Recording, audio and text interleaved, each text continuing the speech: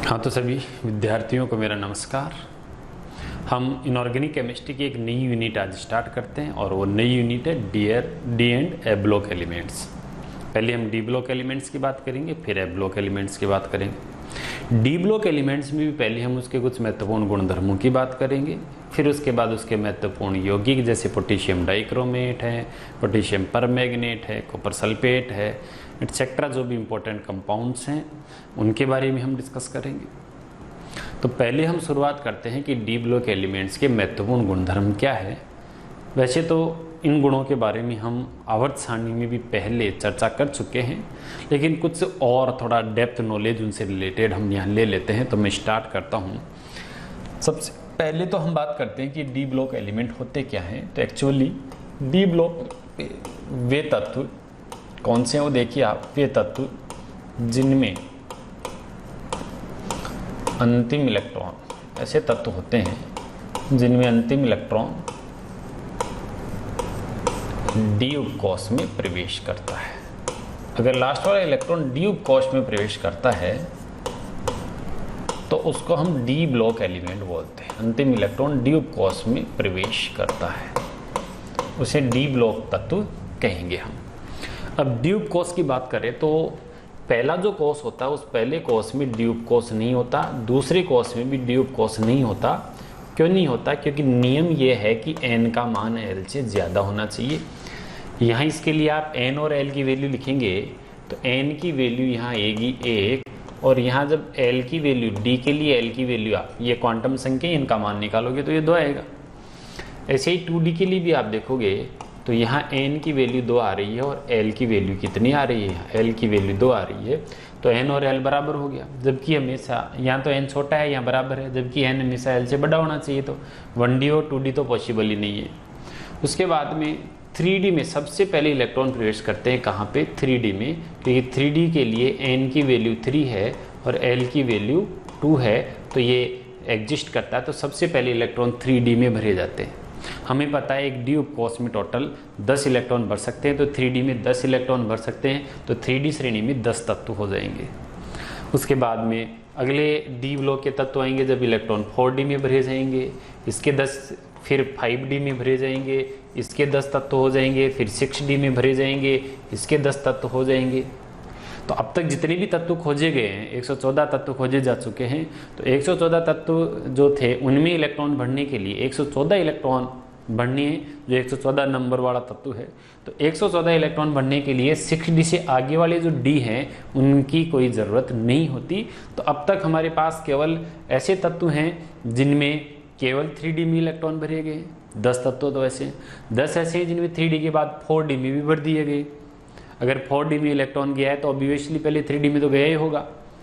तो 10 तत्व ऐसे हैं जिनमें 3d और 4d दोनों में है, लेकिन उन्हें 4d श्रेणी के तत्व कहेंगे क्योंकि लास्ट में 4d भरा था। कुछ में लास्ट में 5d में भरते हैं तो 5d श्रेणी के तत्व होंगे, और कुछ में 6d में इलेक्ट्रॉन भरे गए थे तो 6d श्रेणी के तत्व होंगे। एक श्रेणी में 10 तत्व होते हैं क्योंकि एक डी उपकोश में 10 इलेक्ट्रॉन भरे जा सकते हैं। अब आवर्त सारणी में ये तत्व कहाँ पर हैं ये हमने एक बार आवर्त सारणी में पढ़ लिया है, ऐसी कोई दिक्कत नहीं है। फिर भी थोड़ा डिटेल से यहाँ और देख लेते हैं। तो यहाँ से तस्वीर आपकी बिल्कुल क्लियर हो रही होगी कि जो पहला आवर्त है, आवर्त संख्या 1 में कोई डी ब्लॉक एलिमेंट नहीं है, आवर्त संख्या 2 में कोई डी ब्लॉक एलिमेंट नहीं है, आवर्त संख्या 3 में भी डी ब्लॉक एलिमेंट नहीं है। पहली बार इलेक्ट्रॉन 3d में भरे जाते हैं, लेकिन 3d में इलेक्ट्रॉन भरने से पहले 4s भर चुका होता है, इसलिए पहले बार जो डी ब्लॉक के एलिमेंट्स आते हैं वो चौथे आवर्त से आते हैं। चौथे आवर्त में जो 10 तत्व होते हैं वो 3d श्रेणी के तत्व होते हैं। कौन सी श्रेणी के तत्व होते हैं? 3d श्रेणी के तत्व होते हैं। ऐसे ही फिर 5s के बाद 10 जो इलेक्ट्रॉन वो 4d में भरे जाते हैं, तो ये फिर 4d श्रेणी के 10 तत्व हो जाएंगे, लेकिन ये 5वें आवर्त में होंगे। ऐसे ही 5d श्रेणी के जो 10 तत्व होंगे वो 6वें आवर्त में होंगे, और 6d श्रेणी के जो 10 तत्व होंगे वो 7वें आवर्त में होंगे। तो पहले तो बेसिक सी बात आप ये ध्यान रखिएगा कि कितनी श्रेणियां हैं डी ब्लॉक में जो अब तक खोजी जा चुकी है। अब तक 4 श्रेणियां खोजी जा चुकी है, 3d, 4d, 5d और 6d। कितनी श्रेणियां हैं? 4 श्रेणियां हैं, 3d, 4d, 5d और 6d। 3D श्रेणी कौन से आवर्त में? चौथे आवर्त में। 4D 5वें में। यानी जो D श्रेणी है, जिस नंबर की D श्रेणी है, उससे एक ज़्यादा वाला आवर्त होता है हमेशा। ओके, अब एक बात और मैं यहाँ बताना चाहूँगा आपको कि ये जो D ब्लॉक के तत्व हैं, इनको सामान्यतः संक्रमण तत्व भी कहते हैं। एक्चुअल में संक्रमण तत्व किसे कहते हैं ये तो मैं आगे आपको बताने वाला हूँ, लेकिन यहाँ से देख लीजिए, सिंपली D ब्लॉक के तत्वों को संक्रमण तत्व भी हम कहते हैं। अब ये क्या है संक्रमण तत्व, क्या बला है, ये पूरा डिटेल से हम कुछ मिनटों बाद में सीखने वाले हैं। तो ये संक्रमण तत्व भी है, ये पहली श्रेणी है संक्रमण तत्वों की, इसलिए 3D सीरीज को प्रथम संक्रमण श्रेणी बोलते हैं। क्या बोलते हैं? 3D सीरीज जो होती है वो प्रथम संक्रमण श्रेणी है। ओके, ऐसे ही ये कौन सी हो जाएगी? 4D सीरीज जो है वो द्वितीय संक्रमण श्रेणी में आ जाएगी। ऐसे ही 5D सीरीज जो है वो तृतीय संक्रमण श्रेणी में आ जाएगी, तृतीय संक्रमण श्रेणी। और ये जो है ये चतुर्थ संक्रमण श्रेणी हो गई। तो कुल कितनी संक्रमण श्रेणियां हैं? 4 हमारे पास संक्रमण श्रेणी है। 3D सीरीज को ही प्रथम संक्रमण श्रेणी भी कहते हैं। ये D ब्लॉक के तत्व संक्रमण तत्व भी कहलाते हैं। एक बात और मैं आपको बता दूं, D ब्लॉक में जो वर्ग संख्या 12, D ब्लॉक के तत्व कौन कौन से आवर्त में है? तो D ब्लॉक के तत्व चौथे, 5वें, 6वें और 7वें, ऐसे 4 आवर्तों में। कौन कौन से वर्गों में है? तो वर्ग संख्या 3 से लेकर वर्ग संख्या 12 तक D ब्लॉक के तत्व हैं। टोटल 10 वर्गों में D ब्लॉक के तत्व रखे गए हैं। इनमें से 12वें वर्ग में जो तत्व रखे गए हैं वो जिंक है, कैडमियम है, मरकरी है, ठीक है, और चौथा कोपर्निशियम है, Cm। ये जो 4 तत्व हैं, ये 4 तत्व है तो D ब्लॉक के, लेकिन ये संक्रमण नहीं है। क्यों नहीं है? अभी आगे हम बात करेंगे। तो ऐसे कौन से तत्व हैं जो D ब्लॉक के तो हैं लेकिन संक्रमण नहीं है? वह है जिंक, कैडमियम, मरकरी और कोपर्निशियम, ये वाले। अब इनमें देखिए, ये जो 3D सीरीज है, ये 3D सीरीज परमाणु क्रमांक कितने से चालू हो जाती है और कितने पर खत्म हो जाती है, इसका भी आप डिस्कशन कर लीजिए, इसकी भी आप चर्चा कर लीजिए। 3D सीरीज में पहला जो तत्व आएगा, वो पहला तत्व आने वाला आपका 21 नंबर का, और 21 से लास्ट में कहाँ रुकेंगे, या मैं यही लिख देता हूँ, ये 21 से स्टार्ट होगा और एंड होगा इसका कितने पर? 30 पर। ये 3D सीरीज में परमाणु क्रमांक की बातें हैं। 4D सीरीज जो होगी, इसमें पहला तत्व स्टार्ट होगा 39 से, 39 से, और इसका एंड हो जाएगा 48 पर। 39 से 48 के बीच में ये आएंगे कौन सी सीरीज के? ये द्वितीय संक्रमण श्रेणी या 4D सीरीज के। ऐसे ही 57 से स्टार्ट होगा, फिर 58 से यहाँ जाएंगे और अगला आएगा 72।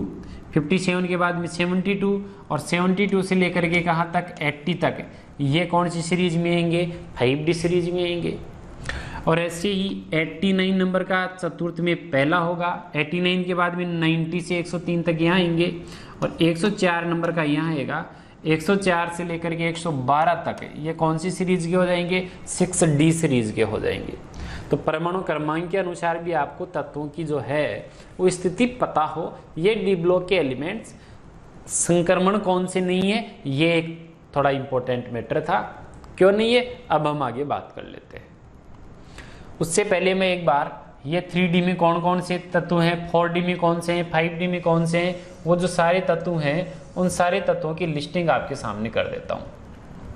देखिए, हमारे पास जो 3D सीरीज के एलिमेंट्स हैं वो तो ये वाले हैं। ये तो 3D सीरीज के एलिमेंट्स हैं। ये वाले कौन सी सीरीज के हैं? ये 4D सीरीज के हैं। ये हमारे पास 5D सीरीज के एलिमेंट्स हैं और ये 6D सीरीज के एलिमेंट्स हैं। देखिएगा, 3D सीरीज वाले जो एलिमेंट्स हैं ये 21 से स्टार्ट होते हैं और कहाँ पर एंड हो जाते हैं? ये 30 पर एंड हो जाते हैं। Scandium, titanium, vanadium, chromium, manganese, iron, cobalt, nickel, copper और जिंक। 4D सीरीज का पहला जो है वो इट्रियम है जो 39 नंबर पर है। Yttrium, zirconium, niobium, molybdenum, technetium, ruthenium, rhodium, palladium, silver और कैडमियम। एंड हो जाएगा ये 48 नंबर पर, ठीक है। ऐसे ही 5D सीरीज में फर्स्ट लेंथेनम है जो 57 नंबर पर आएगा। अगला जो आएगा वो 57 के बाद भी बाकी डी एफ ब्लॉक में चले जाते हैं, तो हैफनियम आता है, ये 72 पर आता है। फिर hafnium, tantalum, tungsten, rhenium, osmium, iridium, platinum, gold और मरकरी 80 नंबर तक यहाँ चलता रहता है। क्लियर हो गई चीज़? ये 5D सीरीज के एलिमेंट्स। और 6D सीरीज में पहला जो आएगा वो 89 नंबर पर होगा। 89 के बाद में 90 से लेकर 103 तक एफ ब्लॉक के हो जाएंगे और वापस हमारे पास 104 नंबर पर आएगा रदरफोर्डियम या कुर्साटोबियम। यहाँ इसके दो नाम है, रदरफोर्डियम ही है जो अमेरिकन साइंटिस्ट ने दिया है और कुर्साटोबियम है जो रशियन साइंटिस्ट ने दिया है। तो दोनों में से जो भी है, जो भी गिवन हो हमें कंसिडर करना है। उसके बाद में डबनियम है, सीबोर्गियम है, बोरियम है, हेस्मियम है, मेट्रीनियम है, डर्मस्टाडियम है, रोंटेजीनियम है और कॉपरनीशियम है।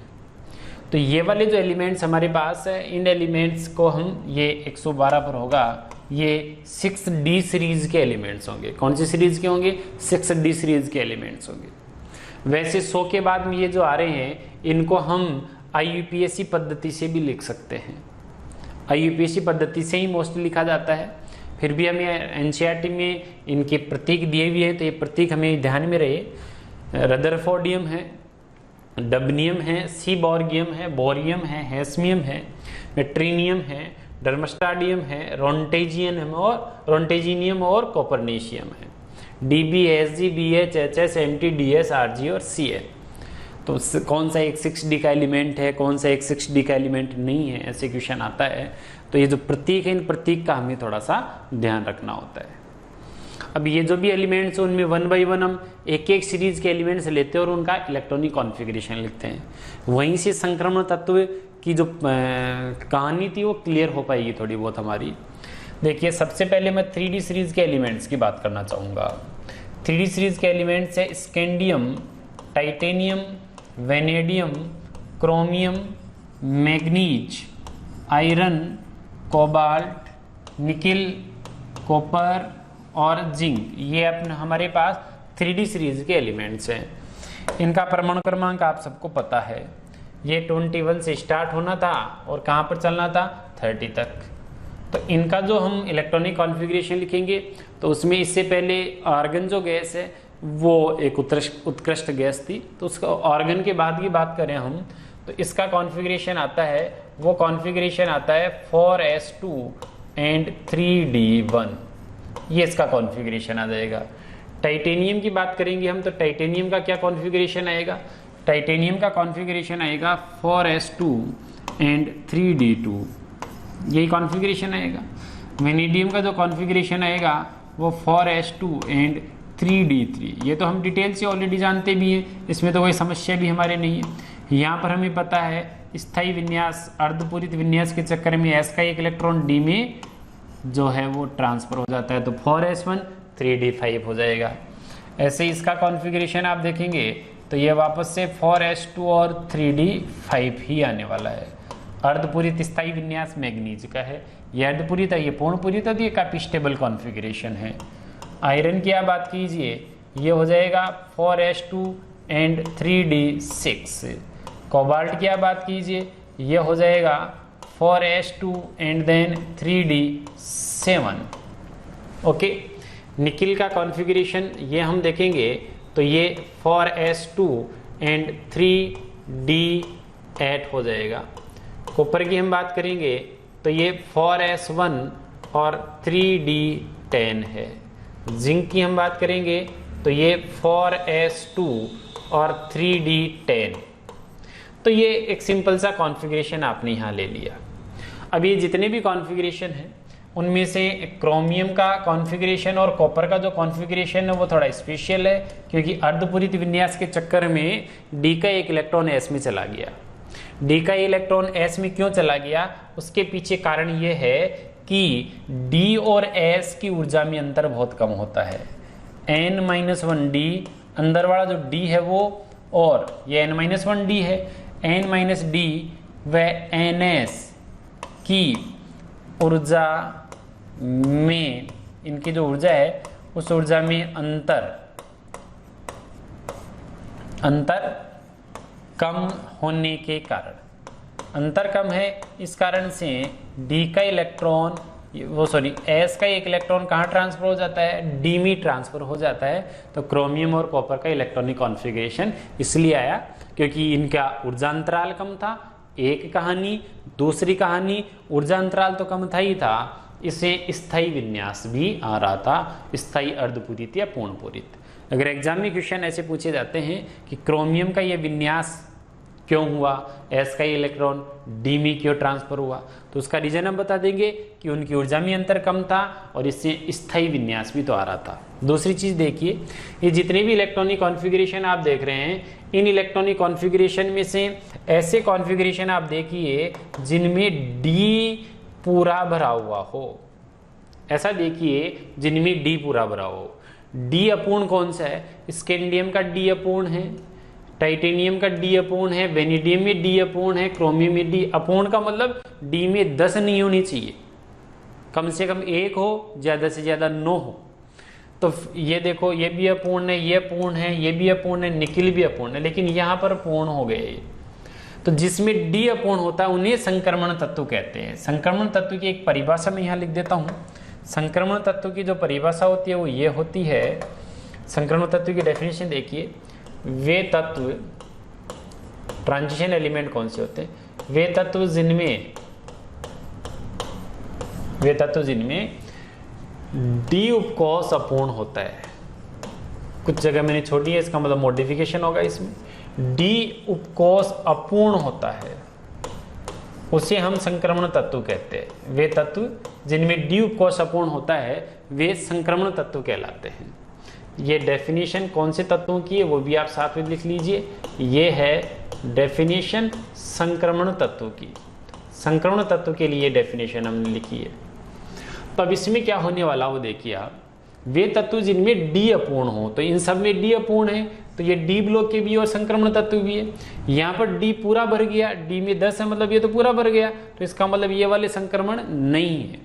लेकिन वास्तव में अगर उसकी तात्विक अवस्था में, जैसे अभी इनके ऊपर कोई आवेश नहीं होगा, तो ये इनकी तात्विक अवस्था या मूल अवस्था है। तो तात्विक अवस्था में डी अगर पूरा भरा हुआ है तो फिर आप उसकी आयनिक अवस्था चेक करें। हो सकता है आयनिक अवस्था में डी अपूर्ण हो जाए, दोनों में से किसी भी कंडीशन में, इसलिए मैंने यह जगह छोड़ी थी। वे तत्व जिनमें तात्विक अथवा, या तो कौन सी तात्विक एलिमेंट फॉर्म में, तात्विक अथवा सामान्य आयनिक, तात्विक अथवा सामान्य आयनिक अवस्था में, या तो तात्विक में या सामान्य आयनिक अवस्था में डी उपकोष अगर अपूर्ण होता है तो उसे संक्रमण तत्व कहते हैं। तो इनके तो क्या, तात्विक में डी अपूर्ण है। यहां आप देखिए कॉपर के तात्विक में तो डी अपूर्ण है, लेकिन इसकी आयनिक में बात डी पूर्ण है, सॉरी कॉपर का डी पूरा भरा हुआ है, इसलिए इसको संक्रमण नहीं होना चाहिए था, ऐसा एग्जामिनर बात करता है। लेकिन हम क्या बता देंगे, हम ये कहेंगे कि इसके तात्विक के अंदर ही डी अपूर्ण है, सॉरी तात्विक में डी पूरा है। जब आप इसकी आयनिक अवस्था की बात करेंगे, कॉपर की आयनिक अवस्था, अगर मैं एक Cu+1 की बात करूं तो Cu+1 का मतलब एक इलेक्ट्रॉन निकालना है, कहां से निकालोगे, तो हमें पता है N का मान ज्यादा हो वहां से निकलेगा, तो 3D में से तो निकलेगा नहीं, 4S में से निकलेगा, 3 से पहले 4 का नंबर आएगा, तो यहां से एक इलेक्ट्रॉन निकल जाएगा। तो Cu+1 का कॉन्फ़िगरेशन आता है 3D10, यानी अभी भी डी पूरा भरा हुआ है, और डी पूरा भरा हुआ है इसका मतलब अब भी इसको संक्रमण नहीं होना चाहिए। लेकिन कॉपर की एक और आयनिक अवस्था बहुत फेमस है, आपने तो सुन भी रखा है, Cu+2, 2 निकालिए, एक 4s का निकलेगा, एक 3D का निकलेगा, तो 3D में 9 रह जाएंगे।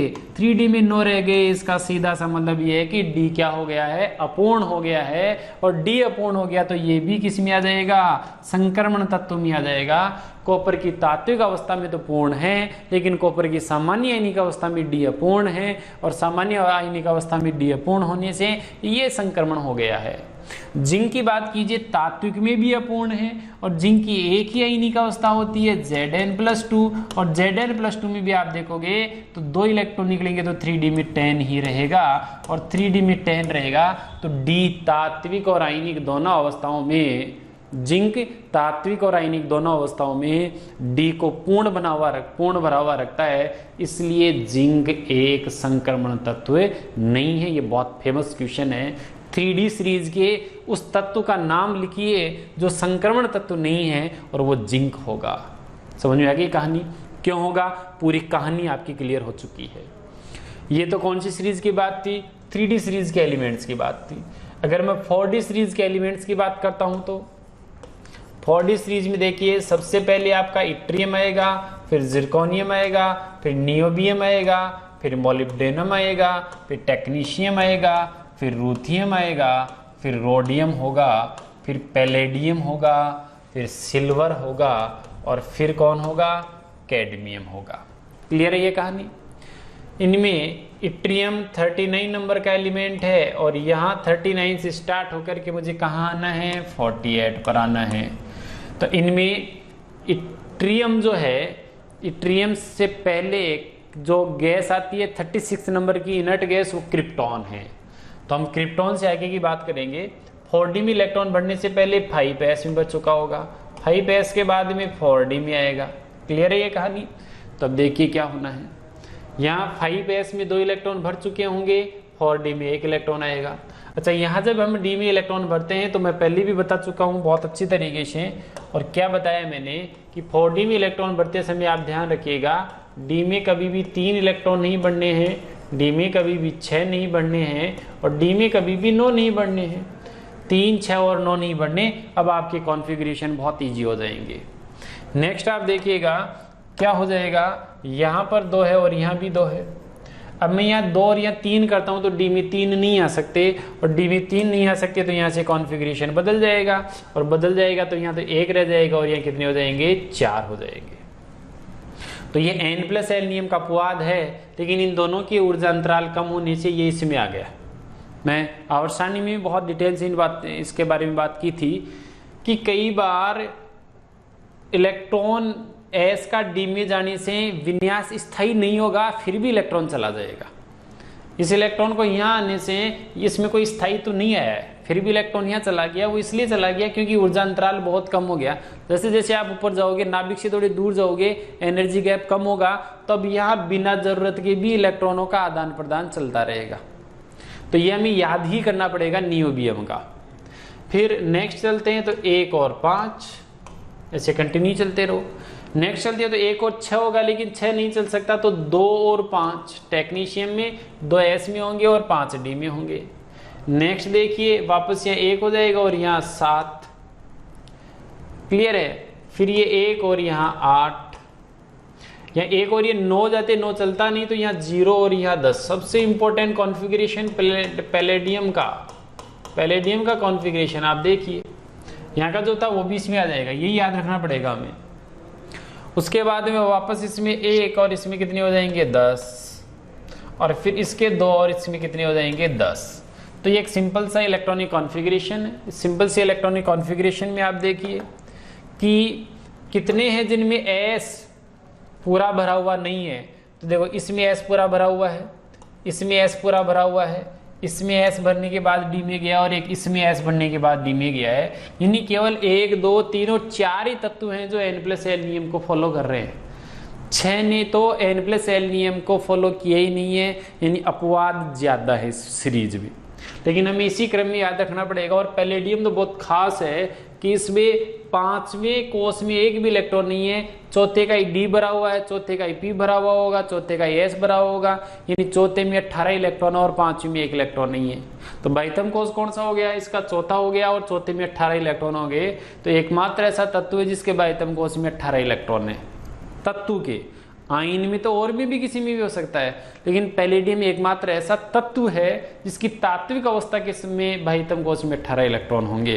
तो ये बातें हमने आवर्त सारणी में भी कर ली थी। ये सारा खेल यहाँ हो चुका है। या फिर संक्रमण कौन से है? संक्रमण वो है जिनमें D पूरा नहीं भरा हो। तो इसमें D नहीं भरा, इसमें D नहीं भरा, यहाँ D नहीं भरा, तो ये सब संक्रमण है। लेकिन यहाँ देखिए, यहाँ D भर गया, लेकिन इनकी जो आयनिक अवस्थाओं की बात चलती है, जैसे पैलेडियम Pd+2 की बात करिए, Pd+2 में पैलेडियम का कॉन्फ़िगरेशन जो आएगा वो कॉन्फ़िगरेशन आ जाएगा D8। तो यहाँ पर आयनिक अवस्था में D अधूरा हो गया।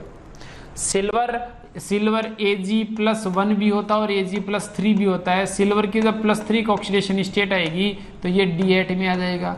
तो सिल्वर भी क्या होता है, सिल्वर भी अपनी सामान्य जो आयनिक अवस्था है उसमें D को अपूर्ण कर लेता है, लेकिन कैडमियम की केवल +2 ही होती है और कैडमियम अपनी सामान्य उच्चतम ऑक्सीजन अवस्था में भी D को पूरा भर के रखता है, इसलिए कैडमियम असंक्रमण तत्व है और बाकी सब संक्रमण तत्व है।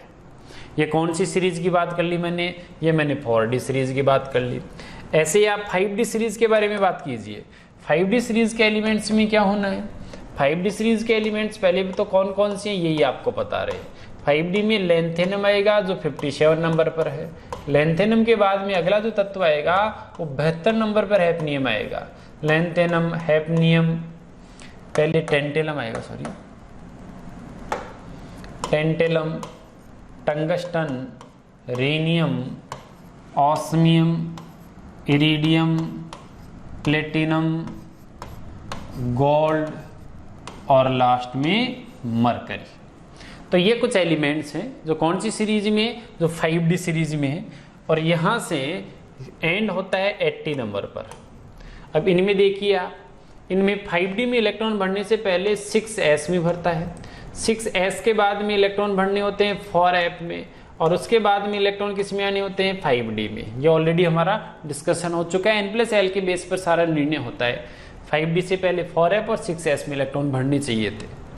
तो अब करते हम स्टार्ट। यहाँ पे क्या होता है, 5D लेंथेनम में 6s में 2 इलेक्ट्रॉन भरने के बाद 4f में भरनी चाहिए थी लेकिन नहीं भरे और सीधा इलेक्ट्रॉन किस में आ गया, D में आ गया। तो एक बड़ा तगड़ा अपवाद है लेंथेनम n+l नियम का, जिसमें इलेक्ट्रॉन f में पहले भरनी चाहिए थी लेकिन नहीं भरे और 5D में आ गए सीधे। हैफनियम में ये चीज़ सुधर जाती है और 14 इलेक्ट्रॉन पहले इसमें भर जाते हैं और फिर 1 इलेक्ट्रॉन इसके अंदर आता है। तो ये जो कंडीशन है, सॉरी 2 हो जाएंगे, एक एक्स्ट्रा आएगा यहाँ। तो यहाँ कितने इलेक्ट्रॉन हो जाएंगे, 2 इलेक्ट्रॉन हो जाएंगे। ये हैफनियम का इलेक्ट्रॉनिक कॉन्फ़िगरेशन। उसके बाद में आप आगे कंटिन्यू रखिए और 5D में जो मैंने बताया था वो आप समझ उसको ध्यान में रखिएगा कि इसमें कभी भी D के अंदर जब आप यहाँ इलेक्ट्रॉन फिल करते हैं तो यहाँ D के अंदर 8 नहीं आएगा और सारा कॉन्फ़िगरेशन सही है, D8 नहीं होगा, बाकी कंटिन्यू रखो। तो नेक्स्ट देखिए 2, 14 और 3, इसमें 2, 14 और 4, यहाँ 2, 14 और 5, 2, 14 और 6, 2, 14 और 7। अब यहाँ 2, 14 और 8 होना था लेकिन 8 हो नहीं सकता, तो 1, 14 और 9। प्लेटिनम में गड़बड़ है।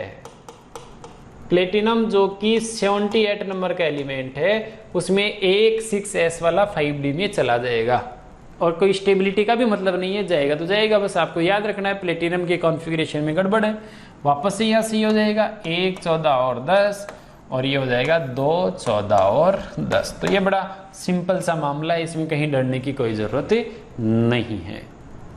तो ये कौन सी सीरीज होगी, ये 5D सीरीज। इसमें भी गोल्ड तक तो सारे संक्रमण है, मरकरी संक्रमण नहीं है क्योंकि मरकरी का +2 जो होता है उस +2 में भी D10 ही रहता है। और ऐसे लास्ट जो सीरीज हमारी, वो लास्ट सीरीज कौन सी है, लास्ट हमारी है 6D सीरीज। 6D सीरीज का पहला जो एलिमेंट है वो एक्टिनियम है जो 89 नंबर पर है और अगला है रदरफोर्डियम भी उसको बोलते हैं और कुर्साटोवियम भी उसको बोलते हैं जो 104 नंबर का एलिमेंट है। इसके बाद में विरोधाभास है। उन तत्वों का क्या नाम है सामान्य, वो तो हमने वहां नोट ही कर लिया था, इनके आईयूपीएसी नाम चलन में होते हैं। तो 105 नंबर पर होगा तो एक को हम लिखेंगे अन। पहले मैं एटॉमिक नंबर लिख देता हूँ। 105 नंबर का भी है, 106 नंबर का एलिमेंट है, 107 नंबर का एलिमेंट है, 108 नंबर का एलिमेंट है, 109 नंबर का एलिमेंट है, 110 नंबर का, 111 नंबर का और 112 नंबर का। अब इनके हमें क्या लिखने होते हैं, इनके आईयूपीएसी नाम लिख देता हूँ, सामान्य नाम वहाँ लिखे हुए थे। तो एक को हम लिख देते हैं अन, 0 को नील और 5 है तो पेंट। अन नील पेंटियम, अन नील हेक्सियम, अन नील सेप्टियम, अन नील ऑक्टियम, अन नील एनियम, अन नीलियम, अन अनियम, अन और बाइयम। तो ये इनके लिए इलेक्ट्रॉनिक कॉन्फ़िगरेशन हो गया। अब इनमें जब इलेक्ट्रॉन फिल होते हैं तो इलेक्ट्रॉन फिल होते समय 6d में इलेक्ट्रॉन एंटर करे, उससे पहले 7s में एंटर कर चुका होता है, फिर 5f में करता हुआ और फिर 6d का नंबर आता है। तो देखिए एक्टिनियम में तो क्या होता है, 2 इलेक्ट्रॉन इसमें चले गए, फिर 5f में जाने के बजाय 6d में चले जाते हैं, यानी वही फिर एक्टिनियम n+l नियम का क्या करता है, ये n+l नियम का उल्लंघन करता है। इससे आगे वाले में जाइए, फिर कोई टेंशन नहीं है, 14 यहाँ आ जाएंगे और फिर दूसरा इलेक्ट्रॉन इसमें आएगा। एक्टिनोइड से डायरेक्ट 104 है क्योंकि बीच में 14 ब्लॉक के एलिमेंट्स जिन्हें एक्टिनोइड कहते हैं वो आ चुके होते हैं। इसमें जब आप इलेक्ट्रॉन फिल करते हैं तो यहाँ आपको ध्यान रखना है कि डी में 9 नहीं आएगा, बाकी सब आएंगे। तो आगे कंटिन्यू करते रहो, 2, 14 और 3, इसका 2, 14 एंड 4, इसमें क्या हो जाएगा 2, 14 and 5, 2, 14 and 6, 2, 14 and 7, 2, 14 and 8, 2, 14 and 9, ये तो होता नहीं है। तो क्या करेंगे हमें 1, 14 एंड 10 और ये हो जाएगा 2, 14 एंड 10। तो ये इस तरीके से 6d सीरीज के लिए क्या इलेक्ट्रॉनिक कॉन्फ़िगरेशन आना है वो भी आपके सामने हो चुका है। तो कुल मिलाकर के हमने डी ब्लॉक में कौन कौन से एलिमेंट्स और उनका क्या जनरल इलेक्ट्रॉनिक कॉन्फ़िगरेशन आने वाला है वो सारा सीख लिया है। उन तत्वों के क्या क्या प्रतीक है, संक्रमण तत्व किसे कहते हैं, क्यों कहते हैं, पूरी परिभाषा, वे तत्व जिनमें तात्विक अथवा सामान्य आयनिक अवस्था में डी उपकोष अपूर्ण होता है उनको हम क्या कहते हैं, संक्रमण तत्व कह देते हैं। ठीक है, और ये पूरी कहानी सारे तत्व एक साथ है। ये वर्ग संख्या 3 है, वर्ग संख्या 4, 5, 6, 7, 8, 9, 10, 11 और 12 वर्ग के जो एलिमेंट्स है बहुत इंपॉर्टेंट है। जिंक, कैडमियम, मरकरी और कॉपर्निशियम ये संक्रमण तत्व नहीं है। बाकी 8वें में कौन कौन से आते हैं, 7वें में कौन से हैं, 6वें में कौन से हैं, वो आपको एक वर्ग वाइज भी पता हो, आवर्त वाइज भी हमें पता हो, उस तत्व के ऊपर नीचे कौन से तत्व हैं उनकी भी आप थोड़ी और एक्स्ट्रा प्रैक्टिस कीजिएगा। ये चीज़ें रहती है तो थोड़ा कॉन्फिडेंस रहता है, किसी भी टाइप के क्वेश्चन को हैंडल वहाँ कर पाते हैं। तो ये तो एक बेसिक सी इन्फॉर्मेशन आपको डी ब्लॉक के एलिमेंट्स की मिल गई है। अब हम डी ब्लॉक के एलिमेंट्स के कुछ महत्वपूर्ण गुणधर्मों को 1 बाय 1 पढ़ते हैं, सीखते हैं, समझते हैं। उनमें जो सबसे पहला गुणधर्म है वो है एटॉमिक रेडियस यानी परमाणु की त्रिज्या। हम बातें करेंगे किसके बारे में, परमाणु की त्रिज्या में। डी ब्लॉक के एलिमेंट्स में परमाणु त्रिज्या का क्या फर्क पड़ने वाला है। तो यहाँ देखिए आप, किसी भी परमाणु की त्रिज्या क्या होती है, किसी भी परमाणु की त्रिज्या के बारे में हमें पता है, उसका जो बाह्यतम कोश है, उस बाह्यतम कोश और नाभिक के बीच की जो दूरी होती है, या नाभिक से लेकर के और बाह्यतम कोश का जो इलेक्ट्रॉन है उसके बीच की जो दूरी है उसको ही हम परमाणु की त्रिज्या बोलते हैं। अब डी ब्लॉक में एक आवर्त में बात करते हैं हम। कहाँ बात करें, आवर्त में जो परिवर्तन आता है त्रिज्या में उसकी बात करते हैं। तो आवर्त में होता क्या है एक्चुअल में, देखिए आवर्त में जैसे 3D सीरीज की बात करें हम, 3D सीरीज में आप देखते हैं जब आप पहले एलिमेंट स्कैंडियम से चलते हैं आगे और कहाँ तक चलते हैं, जिंक तक चलते हैं, तो हर बार एक नया प्रोटॉन, यहाँ हमारा कोई इलेक्ट्रॉन था, ठीक है, और यहाँ पर हमारे पास प्रोटॉन बैठे हुए थे। अब क्या होता है, जैसे हम स्कैंडियम से आगे वाले तत्व टाइटेनियम, वेनेडियम इनके पास जाते हैं तो यहाँ नाभिक में एक नया प्रोटॉन आता है और वो नया जो प्रोटॉन आता है वो नया प्रोटॉन इस इलेक्ट्रॉन को और ज़्यादा जोर से खींचेगा। मान लो मैं स्कैंडियम से टाइटेनियम के पास चलता हूँ, तो स्कैंडियम के पास जितने खींचने वाले हैं टाइटेनियम के पास तो उससे ज़्यादा ही मिलेंगे ना। यहाँ जो लास्ट में इलेक्ट्रॉन था स्कैंडियम का, उसको खींचने में 21 प्रोटॉन जुटे हुए थे, जैसे ही टाइटेनियम आएगा यहाँ 22 प्रोटॉन हो जाएंगे, तो उसको खींचने के लिए 22 प्रोटॉन हो जाएंगे, तो वो ज़्यादा पावर से खींचेंगे, नाभिक का आकर्षण उसके ऊपर बढ़ेगा, तो परमाणु को छोटा हो जाना चाहिए। लेकिन हमें ये भी पता है कि एक नया इलेक्ट्रॉन आता है और वो नया इलेक्ट्रॉन जैसे ही आप स्कैंडियम से जिंक के पास जाते हो या आवर्त में बाईं से दाईं चलते हो डी ब्लॉक में, तो नया इलेक्ट्रॉन बाह्यतम कोश में न जुड़ करके अंदर वाले कोश में जुड़ता है। कौन से कोश में जुड़ता है, अंदर वाले कोश में वो जुड़ता है। और अगर वो अंदर वाले कोश में जुड़ रहा है तो ये अंदर वाले कोश से क्या करेगा, ये इन इलेक्ट्रॉनों को परिरक्षित करेगा, एक आवरण बना लेगा। तो NS कोष के इलेक्ट्रॉनों को इस नाभिक के प्रोटॉनों के द्वारा खींचना था, लेकिन उसके अंदर N-1D उपकोष के जो इलेक्ट्रॉन थे, इन इलेक्ट्रॉनों के द्वारा इस S इलेक्ट्रॉन का क्या किया गया? परिरक्षण किया गया। क्या किया गया? परिरक्षण। तो ये जो परिरक्षण हो रहा है, इस परिरक्षण के कारण क्या होगा? इस परिरक्षण के कारण इस नाभिक का जो इफेक्ट आना चाहिए था, इस नाभिक में एक प्रोटॉन बढ़ा था, उस प्रोटॉन के कारण इसके ऊपर जो पावर लगनी चाहिए थी, उस पावर को इस S इलेक्ट्रॉन ने परिरक्षण प्रभाव द्वारा निरस्त कर दिया। जितना नाभिक में आकर्षण बढ़ा था उतना ही परिरक्षण प्रभाव बढ़ा था, और परिरक्षण प्रभाव बढ़ा था तो दोनों का मान लगभग बराबर होने से इस परमाणु के आकार में कोई खास फर्क नहीं आया। समझ में आएगी नहीं? डी ब्लॉक में जब आप आवर्त में बाएं से दाएं जाते हो तो परमाणु के आकार में कोई खास फर्क नहीं आता। और खास फर्क क्यों नहीं आता? खास फर्क इसलिए नहीं आता क्योंकि नया इलेक्ट्रॉन बाह्यतम कोष में न जुड़ करके एक अंदर वाले कोष में इलेक्ट्रॉन जुड़ता है, और आंतरिक कोष में जब इलेक्ट्रॉन जुड़ते हैं तो वो परिरक्षण प्रभाव द्वारा, आवरण प्रभाव द्वारा नाभिक के आकर्षण बल को प्रतिसंतुलित कर देते हैं। यहां तक की कहानी आपकी क्लियर हो जानी चाहिए। यहां जो प्रोटॉन का आकर्षण आता है, उस प्रोटॉन को 100% तो नहीं लेकिन 85% ये परिरक्षित कर देते हैं। 15% फिर भी बच जाता है आकर्षण, इसलिए ये थोड़ा सा छोटा तो हो जाता है, थोड़ा छोटा जरूर हो जाता है। बाईं से दाईं चलेंगे हल्का सा फर्क आएगा, लेकिन एक बड़ा फर्क यहां नहीं आएगा। नए प्रोटॉन के आकर्षण को लगभग 85% तक संतुलित कर देता है। स्लेटर के नियम में हमने ये चीजें सीखी भी थी।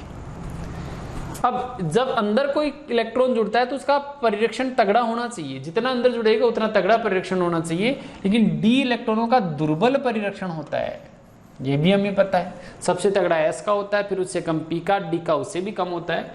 तो एक डी इलेक्ट्रॉन का दूसरे डी इलेक्ट्रॉन पर दुर्बल परिरक्षण के कारण, अगर एग्जाम में कहीं ऑप्शन में ये लिखा हुआ हो तो ये भी हमें ध्यान रखना है कि एक डी इलेक्ट्रॉन का दूसरी डी इलेक्ट्रॉन पर थोड़ा सा परिरक्षण दुर्बल ही होता है, उतना प्रबल नहीं हो पाता, इसलिए आकार में थोड़ी सी कमी आ ही जाती है। ऑप्शन बेसिस हमें चलना होगा। अगर ये कहा जाता है कि आकार लगभग बराबर है, उसका कारण बताइए, तो आकार में फर्क क्यों नहीं आता, तो उसका कारण बताएंगे कि नाभिक के आकर्षण बल को, जितना नाभिक का आकर्षण बल बढ़ाता उसको अंदर वाले N-1 वाले N-1D वाले परिरक्षित कर देते हैं और उसके प्रभाव को प्रतिसंतुलित कर देते हैं। लेकिन हमें यह भी पता है कि पूरा प्रतिसंतुलित नहीं कर पाते, थोड़ा सा बच भी जाता है। तो उसका हम बताएंगे कि नाभिक के आकर्षण को पूरा का पूरा ये प्रतिसंतुलित नहीं कर पाता है, ये इसके नाभिक के आकर्षण के लगभग 85% तक को संतुलित कर देता है, कुछ एक को नहीं कर पाता। और नहीं कर पाता उसका कारण हम बताएंगे कि डी इलेक्ट्रॉन्स थोड़े फैले हुए, थोड़े विस्तृत इलेक्ट्रॉन होते हैं, इसलिए एक डी इलेक्ट्रॉन का इस S इलेक्ट्रॉन पर दुर्बल परिरक्षण लगता है अगर ऑप्शन में है तो। और अगर ऑप्शन में ये वाला स्टेटमेंट, उससे पहले ये स्टेटमेंट हो कि एक डी इलेक्ट्रॉन का दूसरे डी इलेक्ट्रॉन पर दुर्बल परिरक्षण है, तो पहले हमें इसे ऑप्ट करना है। सबसे पहले हमें ऑप्ट करना है कि एक डी इलेक्ट्रॉन का दूसरे डी इलेक्ट्रॉन पर दुर्बल परिरक्षण। अगर ये नहीं है तो एक डी इलेक्ट्रॉन का एक S इलेक्ट्रॉन पर दुर्बल परिरक्षण, इसे हम ऑप्ट कर लेंगे। और अगर ये नहीं है तो फिर डी इलेक्ट्रॉनों का परिरक्षण प्रभाव उच्च होने से ये आकार को क्या कर लेते हैं, आकार को लगभग बराबर मेंटेन कर लेते हैं। तो एक आवर्ती में हमें ये देखना है, बहुत बारीक सा अंतर आएगा। और वो बारीक सा अंतर क्या आएगा, उस बारीक से अंतर को भी मैं यहाँ क्लियर करता हूँ। देखिए, उस बारीक से अंतर को भी हम यहाँ क्लियर कर रहे हैं। वो क्या है देखिएगा, यहाँ जब आप स्कैंडियम 3D सीरीज की बात करते हो तो स्कैंडियम से टाइटेनियम के पास आते हो, छोटे हो जाओगे, titanium, vanadium, chromium, manganese, iron, यहां तक चलते हो तो आकार में लगातार कमी आती है। अच्छा, उससे भी पहले देखिए एक और छोटी सी इंपॉर्टेंट बात मैं बताता हूं। स्कैंडियम से लेकर के क्रोमियम तक चलते हो तो यहां से यहां तक चलने पर आकार में लगातार कमी आएगी, डिक्रीज होगा।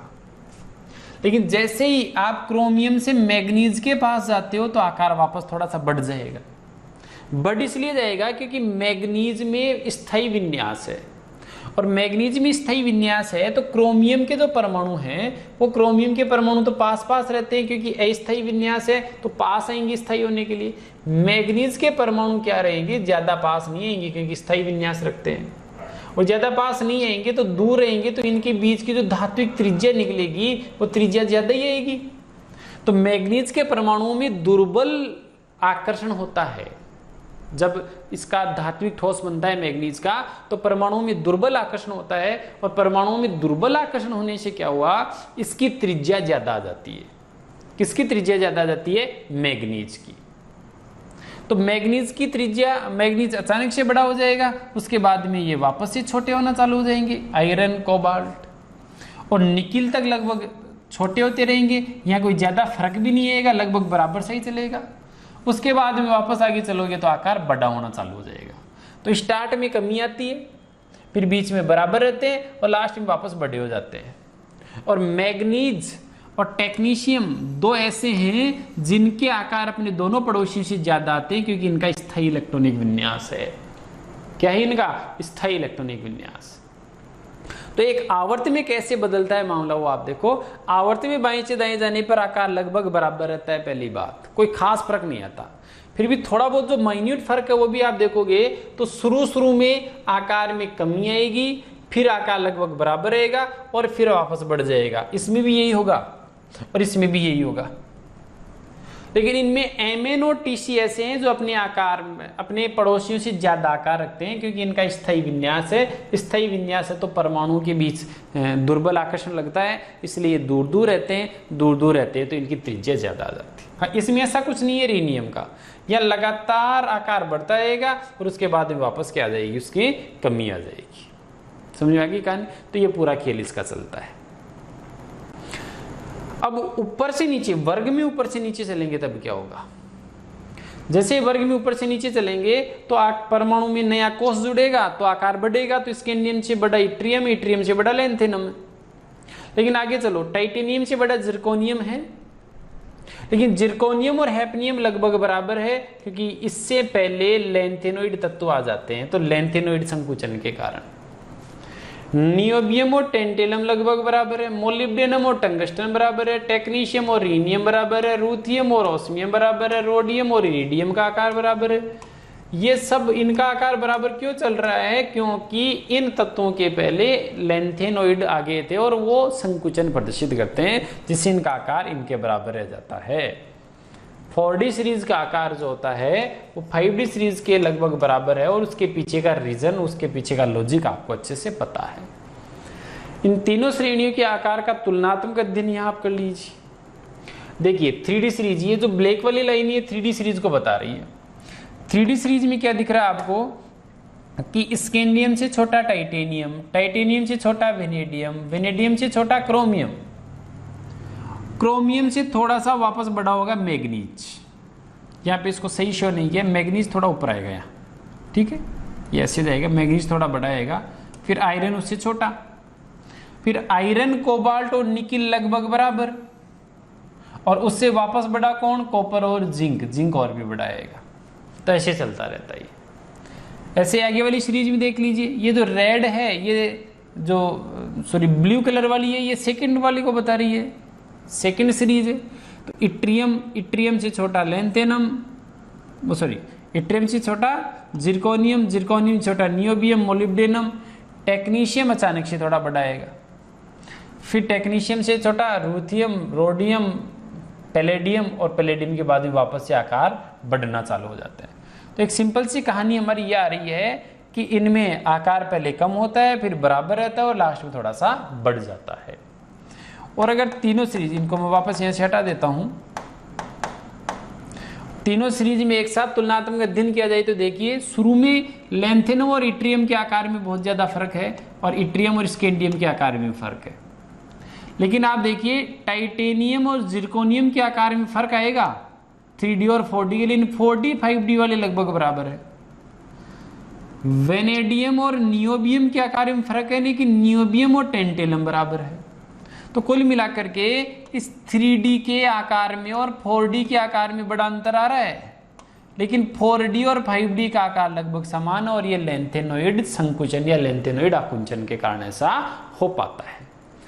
एक ही सीरीज में चलते तो भी ज्यादा फर्क नहीं आता और वर्ग में ऊपर नीचे चलते तो भी कोई ज्यादा फर्क नहीं आता। इसका मतलब डी ब्लॉक के तत्वों का आकार सबका लगभग बराबर सही है, कोई विशेष फर्क नहीं है।